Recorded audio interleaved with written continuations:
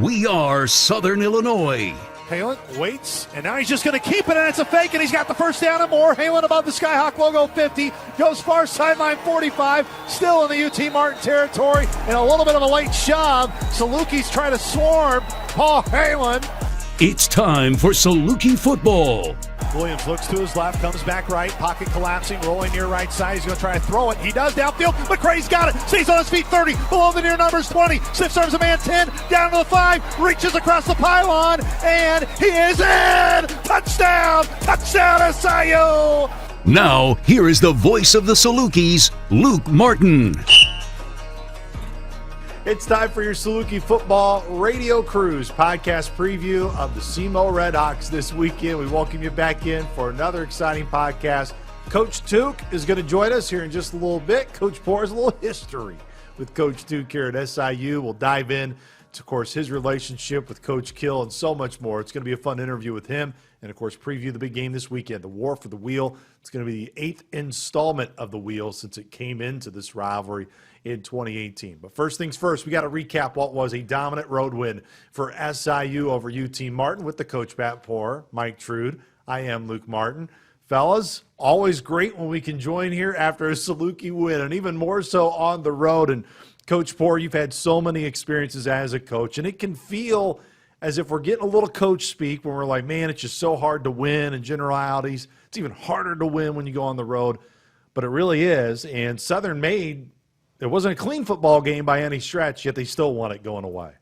It was really good to see the fact that they came out and did all the things that we talk about every week and that Coach Hill talks about in the process and in preparation.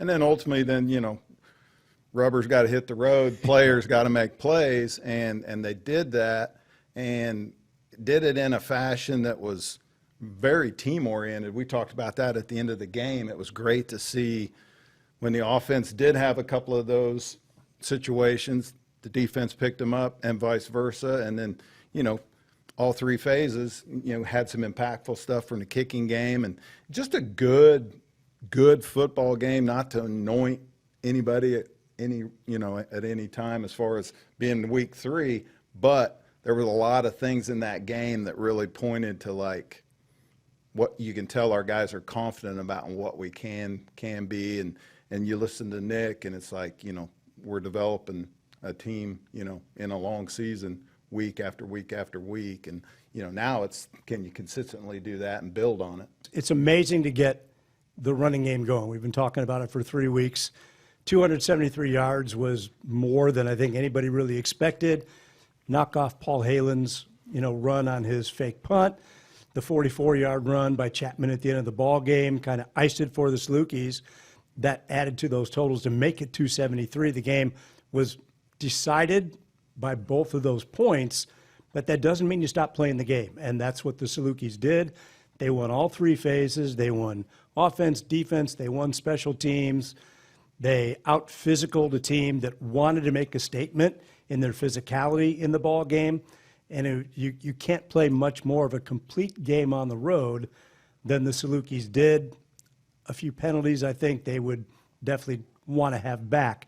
But the bottom line is you get a big road win against a team that is supposed to challenge for the OVC title. Want to play a comment from Coach Simpson here on the podcast, and all of you will be able to watch it. This is extremely high praise from Coach Simpson for DJ Williams in terms of comparing DJ to players he has seen on the field. Yeah, I had a team meeting today, and you go through it and you say, look at this play. This is an outstanding play. This is, when and I told the players, obviously I told you last week, with that quarterback, that's a playoff caliber team in my opinion. If he stays healthy, they'll have an opportunity. Very good player. It's one of the Williams is probably one of the best offensive players that in my 20 years has been on that field. Yeah.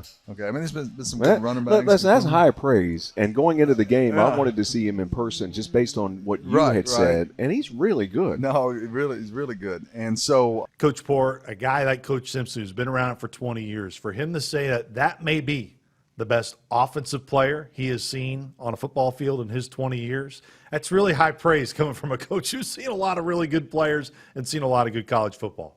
As a former quarterback coach and having Coach Nick and Joel in terms of great Saluki quarterbacks, it was impressive to see some of the things that he did in that game, and they were natural. You know, that wasn't like there was calls for him to do some of the, you know, the play he makes on the scramble throw for the touchdown. I might even said it to you guys. It was like Mahomes-ish. You know, it just had that look. And then when he took off on the long run, I mean, that's a big man rolling down the field.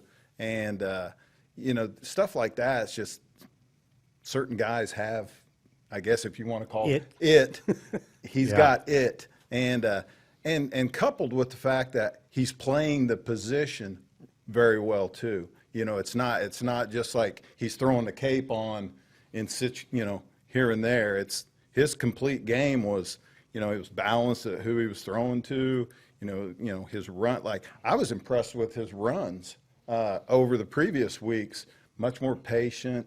You know, he picked his spots, and then obviously has great ability to finish runs with touchdowns. I think you can get sped up in the running game as a quarterback because you're used to just taking off on the play. But the runs that were designed runs for him, he was more like a running back in that he let the play develop. He let the linemen do what they're supposed to do.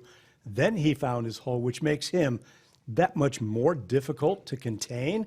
He's tough to bring down anyway, but if he's got a little bit of a hole and not having to make the hole as he did against Purdue the previous week, he's so much more effective. No negative yards for him. So everything that he earned, and also it's a credit to the offensive line for making sure he doesn't get sacked. But DJ had plenty of time to be able to make decisions in terms of passing the football, but also running it. Most rushing yards in a single game that SIU has had in almost 4 years. 2021 was the last time that they rushed for over the number that they had against UT Martin, which is really remarkable when you think of what SIU has done in recent years on the offensive side. Let's flip it to the defense, fellas. I mean, 10 points for UT Martin, those two critical fourth down stops, which in the moment at that time, we knew they were big to keep momentum on SIU's side. They force a fumble early. Vinny Pierre with a remarkable interception. I mean, those plays there alone really highlighted what was just a really strong first half for the Saluki defense. Yeah, and Vinny forced the fumble, recorded by Caden Reeves. So everybody was getting in on it, and a lot of pass breakups. There were just not a lot of wide open receivers for Martin to take advantage of. The defense did a nice job with the running game. The linebacker crew, Bohannick, had a ton of tackles. Right behind him were his other two compadres, as usual. And it just an amazing game. And the safeties played so well in that ball game Saturday. And they had the responsibility of, you know, coming up from their safety spot and getting to the line of scrimmage and forcing things, and not just forcing, but making tackles, not you know, trying to stop a guy and needing help. They made a lot of unassisted tackles. To build off of that, Coach Poor, and you can do it on your own, but I also want to reemphasize what I talked about with Coach Hill on the show on Inside Saluki Athletics on Tuesday, which was the sack numbers are not really high right now for SIU, only 2 sacks on the year, but that's not always the greatest indicator of necessarily if you're impacting the quarterback. From what you have seen this year, how is SIU impacting the quarterback, still being able to generate pressure, even though some of those pressure categories, et cetera, may not necessarily be as high? Well, defenses are built a lot of different ways from game to game in terms of what kind of game is being played. Is it a physical game? Is it a shootout? This team's going to throw it 50, 60 times. What type of quarterback you're playing against.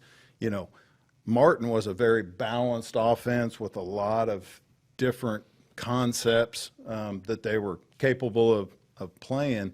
And the thing that I've noticed with our defense is they've done a really good job of keeping the ball in front of us. They've tackled really well. And I talked about it last week in the pregame. You started to see some dominance right away in the trenches. But defensively, I noticed things were going sideways right away. You know, there wasn't any knockback against our D-line. and they were flattening plays out and keeping those linebackers clean and letting those safeties run the alleys. And, Mike, you talked about the safety play. That is a hard job, because those guys are being asked to trigger, read their keys, play the run, and then they also have to be aware of the RPO, the route coming, replacing them, and that's difficult, especially when you're going against an opponent that is good at that stuff. And both quarterbacks the last 2 weeks have been better runners than they have been passers. So both of them, when they felt the least bit of pressure, took off, which doesn't give your front four, even if you're blitzing somebody, the opportunity to really get them surrounded and make that tackle. So if you look at their rushing numbers, probably half of them were not planned rushes. They were, I got to make something happen because I don't have time to set up and throw. So they don't get credit for a sack, but it certainly, and it may not even go down as a hurry, because he took off so fast when he sensed trouble that you could almost give that, they should give that a half a sack when a quarterback has to take off. And the other thing that I noticed was the buy-in to what they're being coached. We talked about the scrambles hurting us, and we made an adjustment in the second half with our edge guys of sitting down at some point and retracing, and it took away that escape lane that he had been making some hay on, at least, in the second quarter when he made a couple of plays and picked up a couple of first downs. There's so much depth at that linebacker position, but it was something we spotlighted this week as well, as Colin Bohannon, third in all of FCS right now in terms of active career leaders in tackles. 305 career tackles is what he has, 8th in all of college football. But again, he is one of many within that linebacker room that just set such a huge standard. To have him back healthy, I mean, you can just tell it has impacted everybody on that defensive side. I think the thing that, you've talked about that linebacker room a lot, and like with him, is you can see a lot of that work from the film room. I mean, I think I made the comment Saturday, he's seeing things really well, and man, he knows what he's seeing, and he's going and attacking it, and then getting guys on the ground, getting a body part and finishing play. As much as he and Boehm hated missing last year, they were both visualizing things all year long and almost a coach on the field. And I think Nick said that there were a few games where Bo had the headset on to hear calls and everything. So I think the game is much slower for both of them this year than it would have been last year until maybe midway through the year. I don't think either one of them have been sped up at all this year. And I think, at any given week, it could be any one of the linebackers that's going to lead the team in tackles and maybe get some tackles for losses and things, because that room just pushes each other so well, yet they are all for one and one for all, which makes a perfect room. And that's obviously what every team wants. But that specific group is just playing amazing football. Playing amazing football. And right now, if you look at PFF, which is Pro Football Focus, in the FCS, the Salukis right now are the 6th highest graded defense right now on the year. I think it's no question. So at this point, and to continue with that, Jeremiah McClendon, 2 key breakups in the game. Man, when I just think back to my first year with you guys in 2023, DJ Johnson and Mark Davis were huge lockdown corners that this defense could really rely on consistently. And Jeremiah McClendon's one of them. And even though his numbers aren't overwhelming right now, but I think that also speaks volumes, as Gavin Shepard's done a really good job as well on the other side with Jeremiah. Yeah, both those guys have been really solid. And, yeah, can you say they really haven't been tested a bunch, because we have faced runner, somewhat more running type quarterbacks. But down on the field, they have the skill set to play the ball in the air. They're very good at, to me, in my opinion, understanding what leverage they're playing, where their help is. And a lot of times that's where you see corners get in trouble, is they're playing bad leverage and, they don't have help, or it's a bust, someone in coverage wasn't there to help them and that type of thing. And I really think that both those guys they really understand their job, and they know they're out there on an island, but they understand the situations they're in when they are getting challenged. You know, 3rd and longs, hey, we're up 2 scores. This ball's coming down the field, you know, as opposed to second series of the game, I'm looking at RPOs or quick game, or, you know, I got to play physical on the bubbles and the troubles and that type of stuff. I think they really understand their job, and they understand situations in the game, and a lot of that goes to how they're being coached. I was going to say the situational piece is put in practice every single day. They've got the 3rd and 9, 3rd and 6, 3rd and 4, so that every down or every practice play, they're aware of down and distance, and they know, okay, it's 3rd and 3. They may throw a real quick out pattern that I've got to be ready for, and they're less likely to go deep. But at that same time, you know that if it's 3rd and 3, you can bite hard on that play because safety is likely not going to be coming up on that kind of a play. You've got help behind you. They're really more intelligent, and I'm not saying people before weren't. They're playing more intelligent this year based on what we have seen in practice carry over into the football games. Well, now as we transition into this week against SEMO, War for the Wheel, it's always a lot of emotion when you get to this week. We're now going to welcome on Coach Tuke to have a chance to talk with him. And, man, it's hard to believe that he's been at SEMO now. This is his 12th season overall as the head coach. You think of his coaching career in general, 31 years of experience. He has been in college football for so long. Coach Poore, you, of course, have worked with him on staff. You know him so well. What has been a joy for you as someone who has worked with him, you know what he is made of, to really see the type of success that he's had? And he's built SEMO into what they are now, which is a team that is year in, year out, not just contending in the OVC, but they're continuing to go to the postseason. Probably the fact that Tuke's a get-it-done guy, and he had that vision. He wanted to be a head college football coach, and, you know, worked his way from, you know, junior college to being, you know, to being an assistant, to a coordinator, to, you know, bouncing, you know, here and there, and to the point where, like, when we got the Northern Illinois job, a couple of us, we were going to stay with him had he gotten this job, and but has always just been a football guy, but still had that balance of family, you know, and just the biggest thing with Coach Tuke has always been is, like, you know what you're getting. He's real, and is comfortable with that. He's never tried to be anybody else. He had a vision of what he wanted. You see it in his programs. A lot of the characteristics of SEMO football are Tuke. You know, hard-nosed. Hey, we're going to get it done.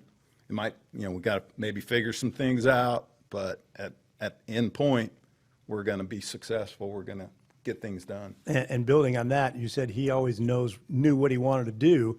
He could have followed you all to Minnesota, but he was offered the opportunity to be the interim at Northern, and that was the pivotal time for him where he goes, gosh, do I want to be safe, or do I want to now do what I've always wanted to do? And whether it was interim or head, he had a huge decision to make at that time, and he did it. And it's great that you brought that up, because probably one of my most favorite times was that bowl week prep. He was the interim, and it was just an awesome week, because it not that it was just a crazy radical change from Coach Kill, but it was Tuke, and he was in charge, and he took the ball and ran with it, and the way we practiced and the way we dealt with players in a bowl week prep, you know, and then we go out and we just buzzkill Fresno State, you know, and then you did, you know, we crawled in a van and drove to Minneapolis, but that was one of the most fun bowl experiences. Was going through that week with Tuke as the header. Well, let's go ahead and bring him on now. Coach Tuke joins us here on the Saluki Football Podcast. Well, the guy that knew when he was at Fort Hays State, he had to hear about all the legend of Pat Poore when he was there and had to deal with that, and then later on had to coach with him here at SIU. Of course, it's none other than Coach Tuke who joins us this week, the head coach of the SEMO Red Hawks as the war for the wheel on Saturday. Coach Tuke, one, we appreciate the time. And two, I mean, talk about that pressure being all the way back at Fort Hays for you. I mean, I'm sure you had to hear all about this guy, Coach Poor, when you were there. Hey, man, when you are bound by the Fort Hays ties, you're nothing but bros for the rest of your life. Coach Tuke, there's obvious, it's been well documented, your connections here to SIU, your coaching stops here, obviously your relationship with Coach Kill. When you think about it all, especially now when you've been in college football for 30-plus years, what about those days with Coach Kill in terms of building programs that still sticks with you, still to this day, that you fall back on those values that you learned with him?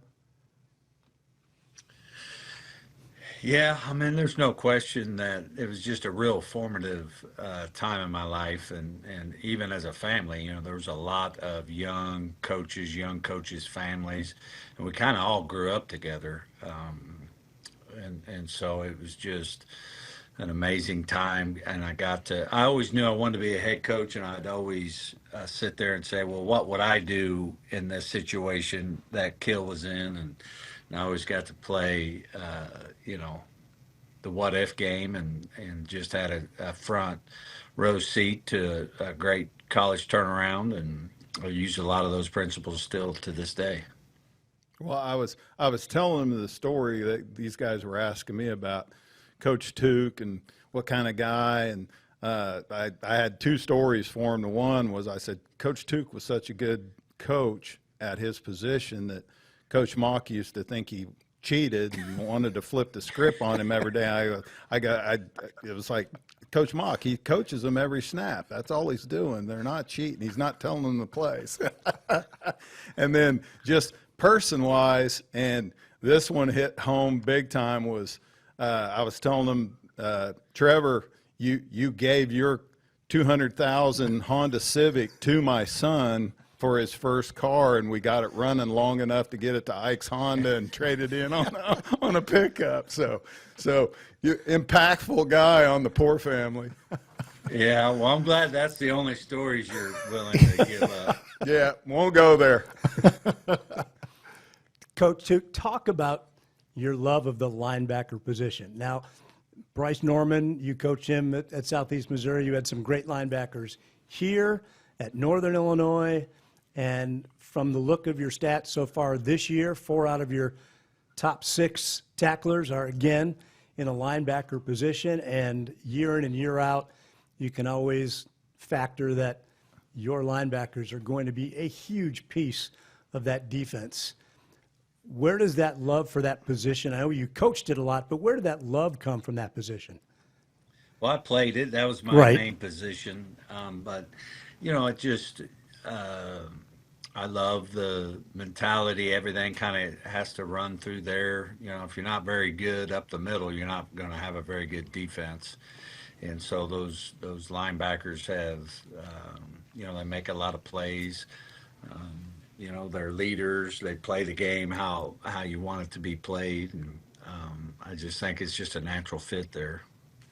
Well, I know when he asked that question, my first thought was a kid like Ryan Patton, who came here as a walk-on quarterback. I had him in my room for about a week, and he got shipped over to you, and he ends up being an all-conference academic All-American linebacker on 3 playoff teams. So that speaks to what your experience playing the position, and also how you can develop people in that spot. Yeah, the general. The general. I was always nice to him because he was so smart. I figured I'd be working for him someday. Coach Tuke, of course, one of the many players that you were able to coach here is, of course, the guy you're going to be competing against this weekend in Coach Hill. When you were around him here, was it pretty clear? I know I can ask this to Coach Poor too, but for you, was Nick one of those guys where you're like, man, if this guy ever decides to get into coaching, like, I know he's going to be a really good coach when you were around him? Oh, yeah. Yeah, absolutely. Just loved him. I tried to get him to run down on kickoff. I was trying to talk Coach Kill into, because he was behind the guy, and was obviously he's a talented guy and things like that. And I think I got the green light for one practice, and then Kill shut me down on it. But I just really appreciated him. His family and everything. He's just, who doesn't like Nick Hill? Well, it's interesting because we were talking with Nick and some of the other coaches, and the second score that they look at on a Saturday is your score because of the relationship that he has with you. And I know Pat does it as well. I do it as well. And you and I don't have the relationship that you had with those guys, but just the fact of I was here when you were here with that staff, and we all kind of grew up a little bit more together with each other. And everybody roots for you except for one Saturday during the year. Maybe there will be two this year. That would be great. But it's really neat that those relationships just don't go away. And I know it means a lot to you.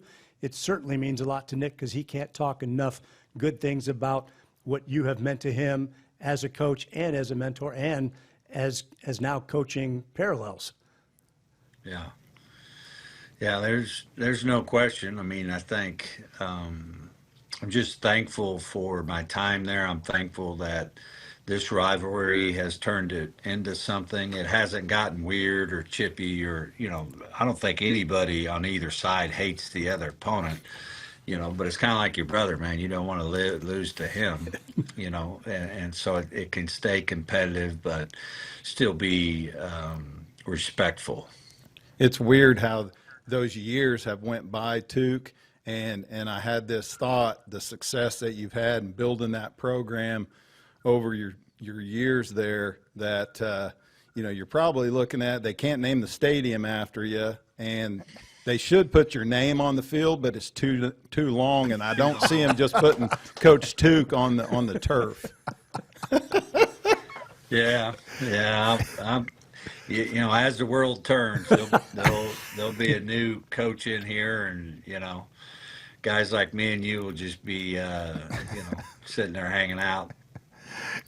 Coach, when you think of installing this wheel, that was something that you and Nick, of course, have talked about. Again, that is something that has been well documented. But when you put it in, to know that, I know both of you, Coach Hill was very emphatic earlier this week. I want both of these teams to have the success to get into the postseason.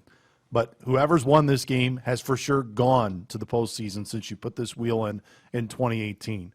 What has it meant to you from your side of it that, man, installing this rivalry trophy has not just been a lot between the two teams, but it truly has transcended those teams who have been able to win this game? Yeah, one of the worst thing about SEMO when I got here was the apathy. No one cared about SEMO football. And so now to have a game that, the whole community cares about, is everything. That's what you want in a program, and that's what these players want.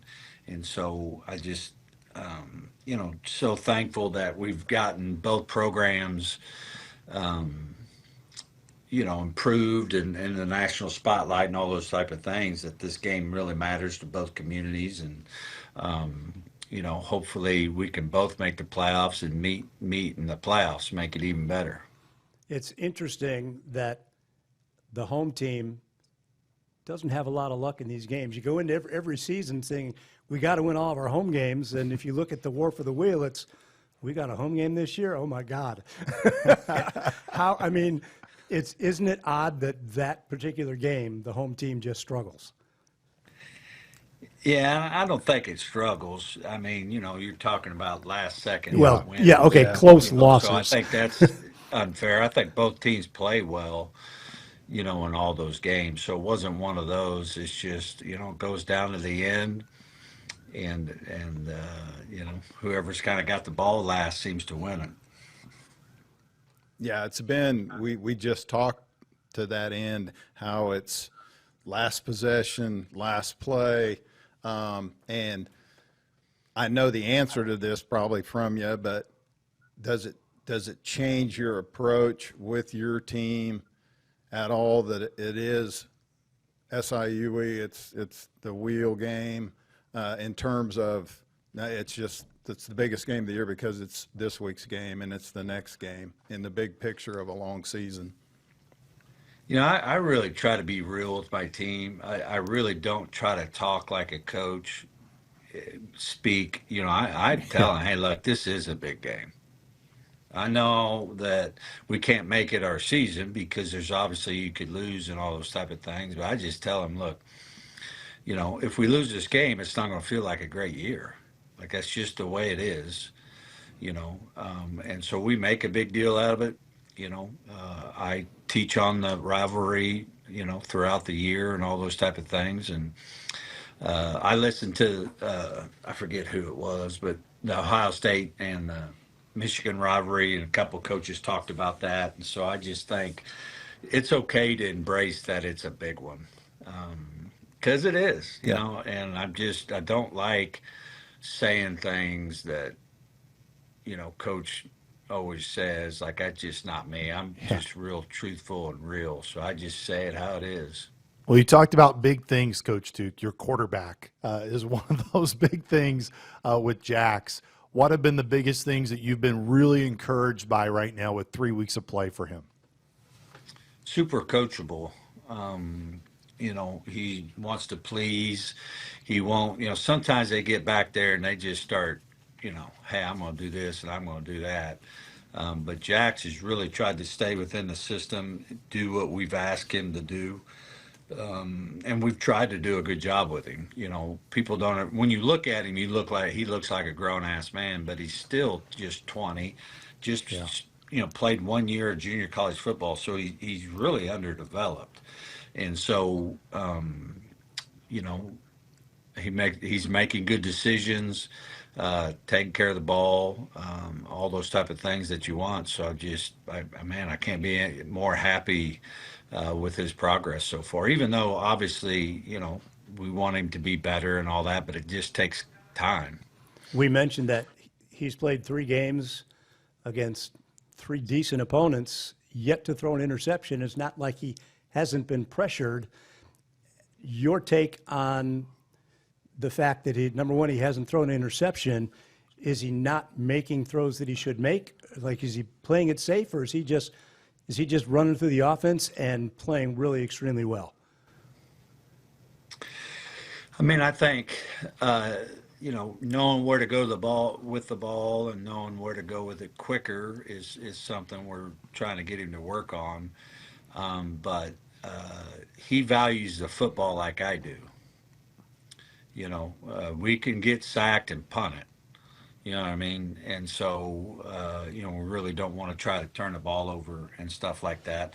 I think also, you're down and you're throwing a little bit more in some of those games. And I think with his size, people don't think he's mobile, so they'll probably pressure him a little more.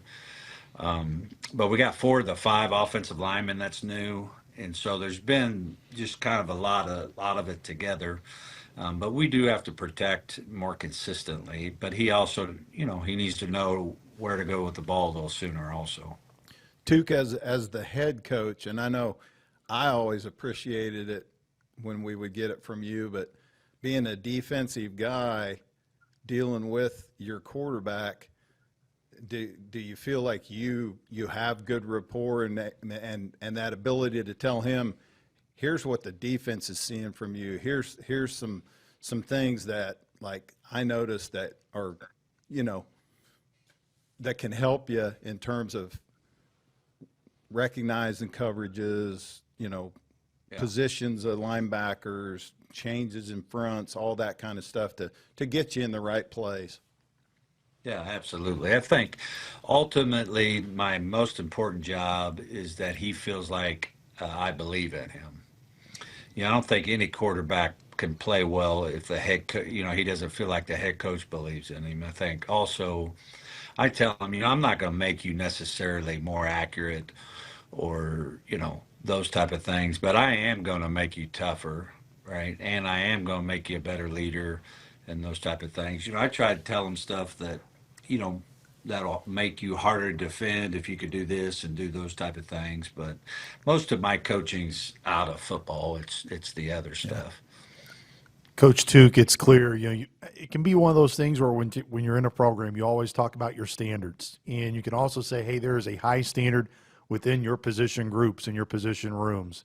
It has just seemed year after year, the talent you have had at wide receiver, man, that expectation bar in that room is always high each and every year. And, I mean, Cam Pedro, he returns for it. I know that was a huge getting him back. Just how much pride that room in your football team? I mean, I know every room on a football team takes pride, but, man, that's been an area where you guys have had just a lot of skilled guys who have come through your program over the years.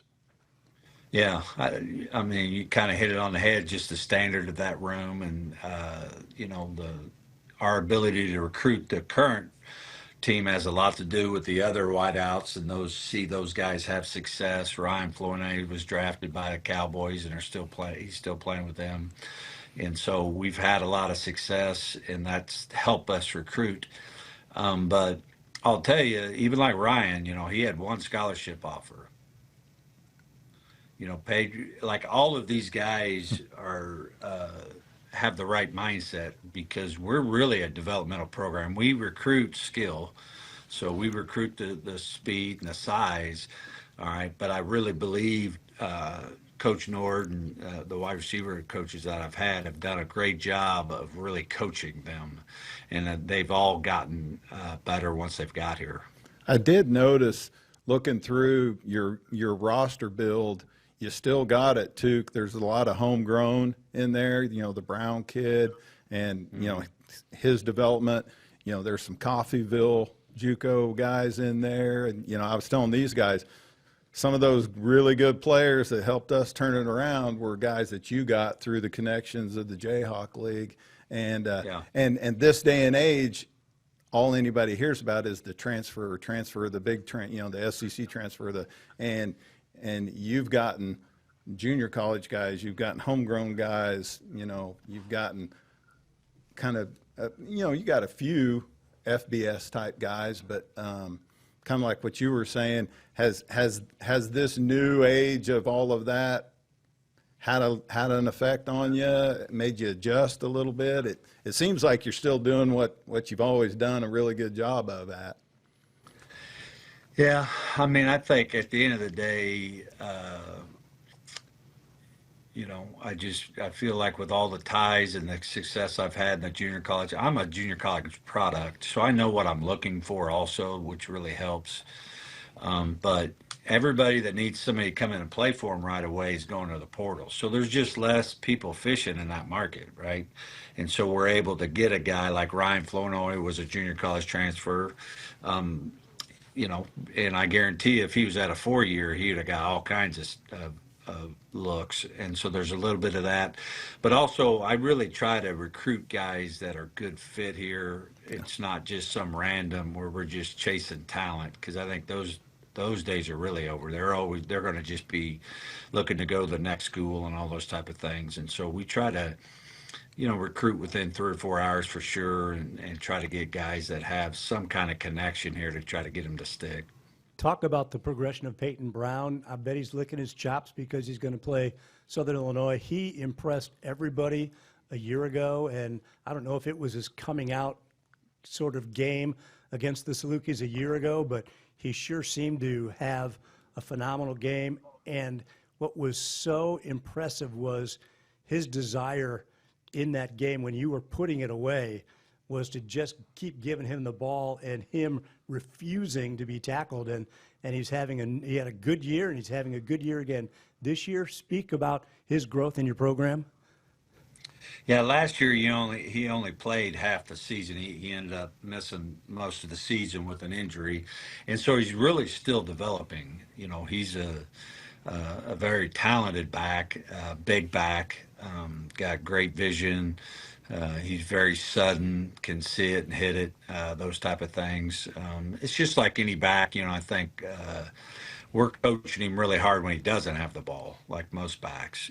His ability to protect and those type of things, continue to be a weapon in the passing game with the ball skills and those type of things. But I really feel good about our running back room, and that's something we got to get going in this game. Last game they really had no impact on the North Dakota State game, and that can't happen. We got to try to find ways where they can, go make plays for this football team.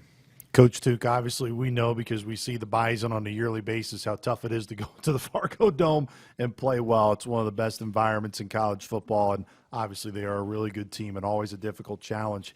Coach Tuke, before we let you go, Coach Simpson had a lot of high praise for DJ following the game over the weekend. He said on his coach's show on Monday that in his 20 years, it's hard-pressed for him to think of a guy who is quicker and the athleticism that he's seen on the field like he's seen DJ from an offensive side. As you scouted him, you, of course, have experience against him as well when he was at Murray, when you guys were in the same league. How much have you seen him grow from when you saw the initial film of when he was at Murray to now when you watch him and didn't get to see him last year in this game as he got hurt the week prior? Yeah, I mean, he was always talented, but he's just so much more skillful, there's just not many people that can run it like a great tailback, but also throw it. We had one in Northern Illinois, but most of the times, man, they do not happen. And so he'll be the best player on the field. He'll be the fastest player on the field. And so it's just a real challenge, but he hasn't, he's been banged up every year. Sometimes, those Porsches, they're so fine-tuned that, they break down. And so I think that's the risk. So much offense is going through that hopefully he can stay healthy, I know DJ, of course, gets a lot of attention, but the Saluki defense has shown a lot of strengths also early this year. Of course, you being a defensive guy, just what's impressed you about the Saluki defense to this point in the year? I think fundamentals, they're really good up front using our hands. They got great pad level. They move around pretty good. Linebackers, real instinctive, real physical.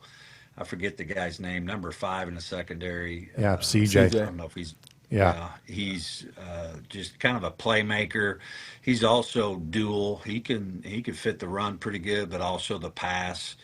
And so they got good players. They got them believing. They got them playing fast and physical. And they're doing a good job getting some takeaways too. And so there's a reason they're nationally ranked. It's not just DJ.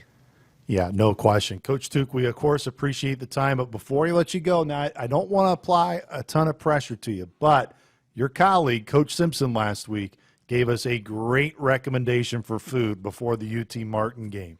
So now we're going to see if you can make it 2 for 2. Now, I know there's a lot of great places down there in Cape, and I'm sure Coach Force probably got some input here as well. Coach Simpson gave us two choices. Yeah, it was phenomenal. All right, so for the Saluki radio crew, if we got to treat ourselves before the game at kickoff on 6, where do we got to go, Coach Tuke? Where are maybe some hidden gems that you know of that you can help us out? I'm a food snob, so I'm a high-level critic, all right? And so basically what I do is I go by category, all right? So if it's pizza, I have an opinion about that. If it's wings, I got an opinion about that. If it's a steak, I got an opinion about that. So I can give you just a good experience, but if you guys are looking for, a specific type of food, I can give you some of the intel on that also. Yeah, well, give us a good experience. If we're looking for a good experience, where do we need to go? I think Mary Jane's. Okay. Mary Jane's got a great vibe. It's a meat smoke place. There you but go. Also known for its bourbon. And so the wings are the second best in town. The best ones are at 2705 Plymouth Drive. That's my house, and you guys. Invited if they win. I gotta ask. These guys have been asking me about you. I was like, I don't know if there's a Nuka-Halla in Cape. That was always Tuke's go-to was Nuka-Halla. Yeah, I forgot about that. Still here. It has moved, but it's still here. Yeah, we almost got him as a sponsor just for this segment, Coach Duke, just for you. Coach, as you I'm know. telling you right now, though, Cape's got Carbondale on lockdown as far as food. Yeah, well, yeah. Yes, there's There's no. a couple staples in Carbondale, but we got a lot of great eateries here. Oh, no question. Coach Tuke, it's been so great to chat with you. One, we appreciate the time, being able to come on and share some of your stories with us, and we look forward to making that trip down this Saturday and seeing you on Saturday at Houck Stadium. We appreciate the time, Coach Tuke. Yeah, hopefully I get to shake your hand. You guys travel safe. We'll do. Thanks, Thanks, Tuke. Tuke. Thanks, Coach Tuke. Big thanks to Coach Tuke for taking time going down memory lane and sharing those great memories of his time under Coach Kill and being able to coach, of course, Coach Hill here at SIU. All right, fellas, so it's the war for the wheel this weekend. It's going to be the 8th time. SEMO's won it 4 of the previous 7 times. So they're 4-3 in these wheel games, and it is a fact when you look at it. I know Coach Hill said it earlier this week. He wants it to be where both these programs are making the postseason, regardless of what the winner does. But when you look since the wheel has been installed in 2018 and it's been a part of this rivalry, the winner has gone on to the postseason. The loser has not. And in some cases, the loser has really had a rough ending to their season to really flip it. Southern was close in 2019 when they lost the game. They felt that they should have got in. I know that was a tough selection show at the end of the year, Coach Poor, because you were part of that staff. But regardless, that amps up the rivalry, the regional aspect in it. Coach Tuke and Coach Hill knowing each other, that friendship adds even more to it. And it is, like Coach Tuke has described it, it is a friendly rivalry. It's not the rivalry where you just absolutely hate each other and you don't like the other side at all. There is that mutual respect. Man, it makes for a lot of fun. And Houck has had a lot of fun environments, and I'm sure we're going to see. I'm going to see it for the first time. We're not going to be in the theater this weekend for it, but, man, these environments, Coach Poor, have always been really electric going down to Houck. Yeah, to me, it's what college football is about, and it being a trophy game, and you can't have a rivalry if it's one-sided, and these have definitely not been one-sided. And the added layer is that it's somebody you worked with, somebody you consider a great friend and a part of your football family.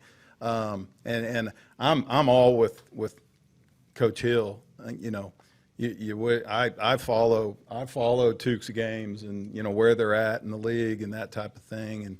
And the trophy game part of it, we had all those when we were at Minnesota. We had the Floyd of Rosedale and the Axe and all those, and that part of it's great for the fans, but it ultimately comes back to it's the biggest game of the year because it's this week's game and it's the next game, and both guys, Tuke and Nick, approach it that way. And I think in FCS football, you can't afford too many losses at all, and it's a rivalry game. It's a recruiting game, although I don't know that we recruit exactly the same kids as SEMO does anymore. But you certainly get bragging rights, whoever wins that game. It is shown that whoever loses that game, for the most part, either doesn't make the playoffs or doesn't have a very good year overall. Yeah. This is the 4th game for both teams, so both teams, really could use a victory here. Southeast would love to put a ranked team on their resume. Salukis would like to get their 2nd straight FCS win and continue that stretch. But as Pat says, it's the next game on the schedule. And just listening to Nick, the first 3 games, and all last year as well, it's the most important game because it is the next one on the schedule. And you just can't get too far ahead of yourself. You can't think of, well, what if we're down at halftime? What are we going to do? Haven't even kicked the ball yet. Yeah. You can't worry about how you think the game is going to play out. You prepare like they have all week long, and then you go play the game, and then you make adjustments when things go wrong, or you pound it on when things are going right. A home team in this series hasn't won since the COVID game in 2020, which is just amazing. SEMO hasn't beaten Southern at SEMO since 2019, so it's been a remarkable stretch where the road team is the team that's had success in this series. Well, we talked a little bit about with Coach Tuke and his team, But, man, Jax Leatherwood is quarterback, tallest quarterback in all of college football. 6'8" is where he is at. He is a physical specimen.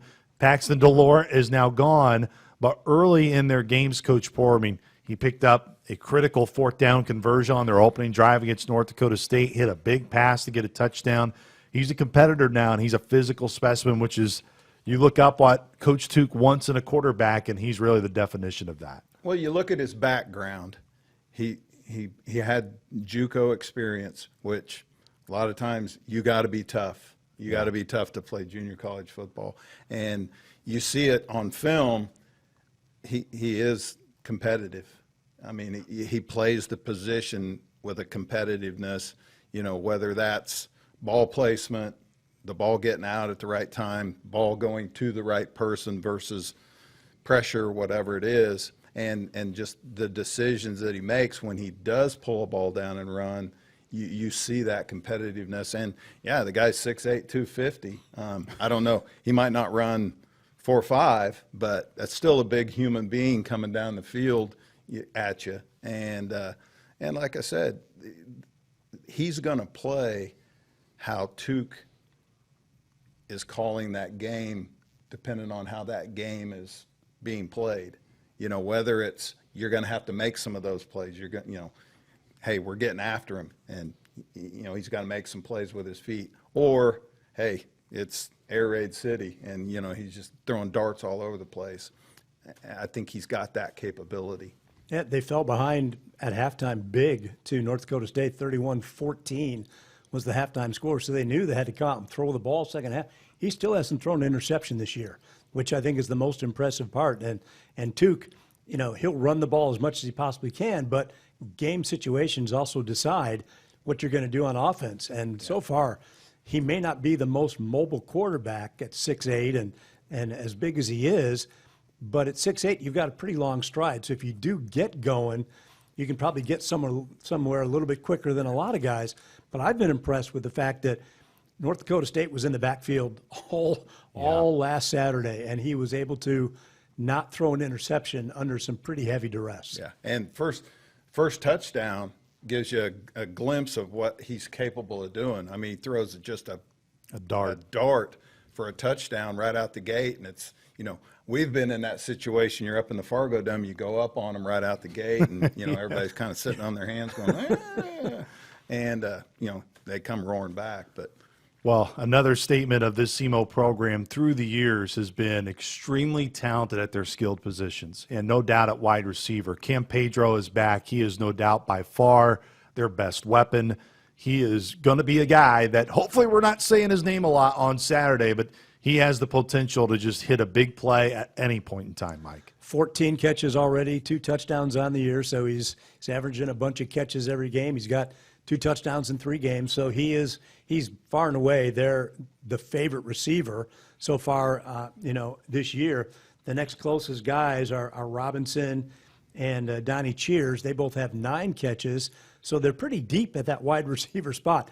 They will shuffle guys in, but Pedro is probably not going to shuffle out as often as the other guys do, and I'm sure it's going to be Jay Black a lot of the time on Pedro, and that'll be a fun one to watch because it's 2 really good players going at each other. And they've always been down the field. Yes, down the field. You mentioned those reception statistics. Those aren't bubble screen catches, all of them. They're offensively, they have always challenged you with down the field throws, deep posts, glances, go routes, with those receivers that have really good skill sets. Of course, they had 2 receivers in last year's game go over 100 yards in that win over SIU. And then Peyton Brown, who's back their tailback, he had that huge run that really kind of took the energy out of Saluki Stadium. It seemed like maybe SIU was trying to get back in it and had a chance. That run felt like it really put the game in SEMO's bag. Yeah, I remember it very well. He just did not want to be stopped a year ago. Whether Southern was there to make the tackle, which they were a few times, he wanted it more than the Saluki's defense did a year ago, and he proved to be a very, very good and tough running back. And He's got 139 yards on the year, 34 carries. He's their bell cow, but their second stringer has 31 carries. So they spread it around, and the quarterbacks have got over 20 carries. So between the three of them, they're going to see the most carries.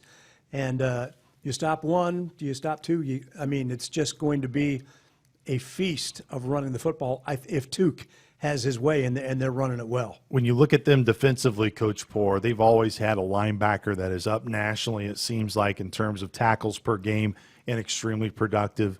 When you have watched them on film, do they look like a typical Coach Tuke defense? For sure.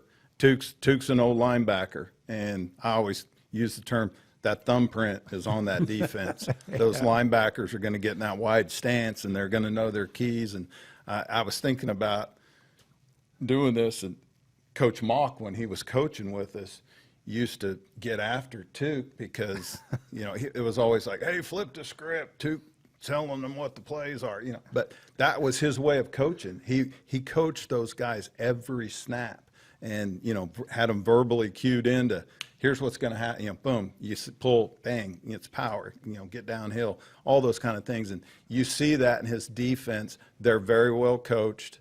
They're gritty, they're tough, they'll fight and scratch, and they're always in good position.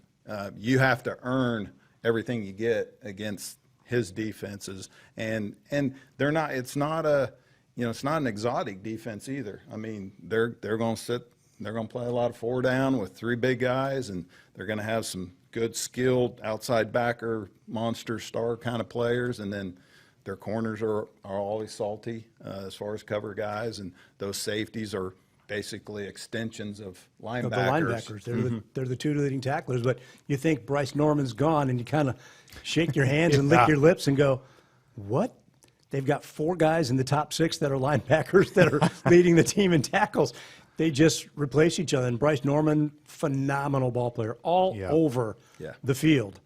I have a feeling that a couple of these guys are going to be Bryce Norman-esque in the way that they just are all over the field. And Slade, I think, is one of those guys that we're going to call his name a lot on Saturday. Just right place, right time, making plays. 137 tackles last year for amazing. Bryce Norman. Amazing. Yes. Just an amazing number on what he was able to do during his time there. Look, it is one of those things when you think about the keys as we wind down here, guys, is we've been talking about all week, just kind of going through in our 2 war for the wheel games, this one being the 3rd that we've been a part of. The one back in SEMO 2 years ago, Southern maybe could not have played any worse offensively in terms of just the turnovers deep in the SEMO territory. I think there were 3 fumbles inside the 20-yard line. I think there was also a critical interception at some point in there. Now, it all, of course, changed late when you're able to get that late strip on Geno Hess to set up the game-winning drive. Which never happens. Yeah, which never happens. One of the few mistakes that Geno Hess ever made in his career at SEMO, but it was also just a phenomenal defensive play by Des Hearns, who was the one who came up with that strip.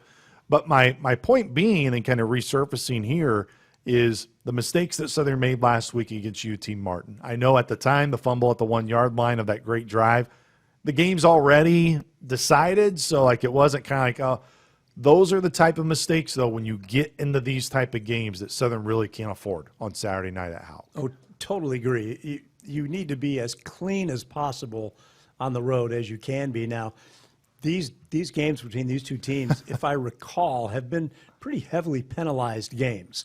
And there's been a lot on both sides. And the Salukis have been penalized a lot this year. Again, had too many penalties against UT Martin last Saturday, and they were warranted. There were very few that were, how did they call that one? They were pretty well warranted. They really can't allow Southeast to have extra downs and extra plays and extra opportunities. I have a feeling the crowd's going to be amazing. The temperature is going to be a little bit cooler, mid to upper 70s at kickoff probably, so really nice temperature. Should be a great evening, but this is a game where both teams want it really bad. They want that wheel, and I think where Big Ten schools have 3 or 4 of those trophy games each year, so maybe they don't mean as much. Yes, Ohio State, Michigan, Purdue, Indiana. I think the in-state rivalry games mean a ton. This is a game against two teams that are 45 minutes apart and just separated by a river. So they could both be in the same state, and nobody would really know the difference. This game means a lot to both teams, to both regions, Southeast Missouri and Southern Illinois. And so the hype sometimes is bigger than the game. I think this is a big game for both teams. I'm going to throw some terms at you. Uh-oh, here we go. Okay. 60 minutes. These games have literally last possession, whether it was a make a play or didn't get a call or, turn the ball, whatever it was no one has ever got out in front. And, for the most part, it's always been a last possession, fourth quarter, whoever's done the best job of their formula has ended up winning it. And that's the other term, is that formula. You've heard Coach Hill talk about, you're striving for perfection. And, just like at Purdue, that last drive, you learn something out of that about your team. Last week, the touchdown that we didn't get, hey, hopefully you learn from that. So, hey, till you're halfway in, don't save the baby. And just little things like that seem like they really come into play in this game, because there is so much hype to it, so to speak. And the last one is response. You're striving for perfection, but it's a football game, and there's going to be some mistakes. There may be a turnover. There may be they go on a drive. They may hit a play. We may hit a play. How you respond to that for 60 minutes is going to put somebody over the top. And I think this year's version of the Salukis, through 3 games, small sample size, but through 3 games, is a more mature team than last year's team. The finish against Purdue, making that stop on Purdue when they had the ball thin. They could have just let Purdue get the first down and run the game, whatever they wanted to do. Last week, they didn't have to score that last touchdown, but you don't stop playing. Yeah. And Chapman made a great read. They sold out defensively on the wrong side of the line of scrimmage, and Chandler could have walked into the end zone, but he ran it really fast for his first touchdown. But again, the Salukis didn't stop playing, and you can't stop playing, and that's how it's gonna have to be Saturday night. Now, if you're up 4 touchdowns, that just hasn't happened very much in this rivalry. No. So, I mean, every play probably till that clock strikes 0 are going to be impactful plays. And remember, the last time that, again, Southern was there, they were down 15-0 at halftime and wasn't having much success on offense, and then things started to flip. 500 yards later by Nick Baker. Which is just, I mean, it was also a night where Coach Hill really said, hey, we got after Nick at halftime. And honestly, there was a conversation of, do you maybe go to Hunter Simmons in that second half because of how poorly the first half went? But that's a long ways ago, and what a heck of a game that was. But we'll see that next chapter in this rivalry. Again, it's going to be the 8th War for the Wheel on Saturday night, and we will be there to cover it all. 5 o'clock is when our pregame coverage will start. 6 o'clock is kick and Kate Gerardo. We hope you join us wherever you can pick up our Saluki Football Radio broadcast, which we stream to X, Facebook, and YouTube, as well as the Varsity Network app, and, of course, our home for Saluki Football, 101.5 CIL FM. Big thank you to Coach Tuke for stopping on by, spending some time with us. For the Coach Pat Poor, for Mike Trude, I am Luke Martin. We will talk to you this weekend from Kate Gerardo. Saluki Nation, go Dogs. This has been Saluki Royalty, the official podcast for Saluki Athletics. Don't forget to subscribe, rate, and review however you listen. The preceding has been a Learfield presentation on the Saluki Sports Network.